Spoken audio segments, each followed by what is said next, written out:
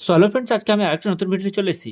আজকে আমি দেখাবো হোয়াটসঅ্যাপের ডিপিতে আপনার নিজের প্রোফাইল পিকচার কিভাবে লাগাবেন। আমরা অনেকেই নিজের প্রোফাইলে নিজের ছবি লাগাতে পারি না, তো সেই জন্য আমি এই ভিডিওটা আজকে করলাম। এখানে দেখুন, এখানে যে ছবিগুলো আছে এগুলো প্রত্যেকে তাদের নিজস্ব প্রোফাইল পিকচার, এগুলো খুব সহজে দেখা যাচ্ছে। তো এরকম প্রোফাইল পিকচার, আমারও প্রোফাইল পিকচার আমি লাগিয়ে রাখবো। তার ফলে আমার নম্বর যার কাছে থাকবে, আমার উল্টো দিকে যে থাকবে, সে আমার হোয়াটসঅ্যাপে ছবি দেখতে পাবে। তো এখন সেটা করতে গেলে কি করতে হবে না, আমাদের সেটিংয়ে চলে যাবো। তার আগে বলে রাখি বন্ধুরা, ভিডিওটা যদি ভালো লাগে তাহলে লাইক, কমেন্ট, শেয়ার করবেন এবং চ্যানেলে যদি নতুন হয়ে থাকেন তাহলে প্লিজ চ্যানেলটা সাবস্ক্রাইব করে দেবেন। তাহলে চলুন আমি সেই সেটিংসে দেখাই। প্রথমে আমি কি করব, এখান থেকে সেটিংয়ে চলে যাব। সেটিংয়ে যাওয়ার পর দেখুন এখানে আমার কোনো ছবি নেই, তাই আমার কেউ ছবি দেখতে পাচ্ছে না।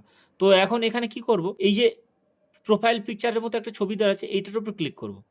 করার পরে দেখুন এখানে একটা ক্যামেরা অপশান এসছে, এই ক্যামেরা অপশানের উপর ক্লিক করব। করার পরে এখান থেকে দেখুন নিচের দিকে ক্যামেরা গ্যালারি অবতার। এখন আমার ক্যামেরা থেকে ডাইরেক্ট ছবি তুলেও এখানে সেভ করতে পারি এবং গ্যালারি থেকে আমার যে ছবি অলরেডি তোলা আছে সেই ছবি দিয়ে আমি এখানে সেভ করতে পারি। তো আমি এখন কি করব, গ্যালারি থেকে চলে যাব। গ্যালারিতে যাওয়ার পরে দেখুন এখানে কোনো একটা ছবি আমি নিয়ে নেব। ধরুন আমি এই ছবিটা নিয়ে নিলাম।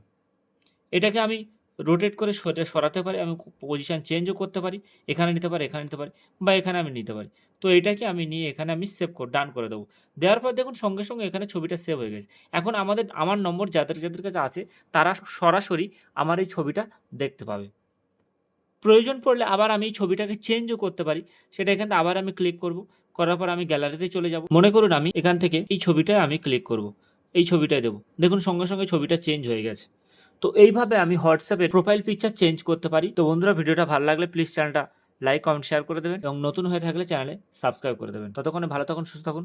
পরবর্তী ভিডিওতে আপনার সাথে দেখা হবে।